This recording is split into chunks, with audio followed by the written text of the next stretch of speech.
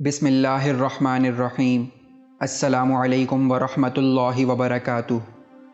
سیدنا معاذ بن جبل رضی اللہ تعالی عنہ سے روایت ہے کہ رسول اللہ صلی اللہ علیہ وآلہ وسلم نے فرمایا، میں نے اللہ سے اپنی امت کے لیے 3 چیزیں مانگی تھیں، اللہ تعالیٰ نے 2 عطا فرما دیں اور ایک سوال قبول نہیں فرمایا۔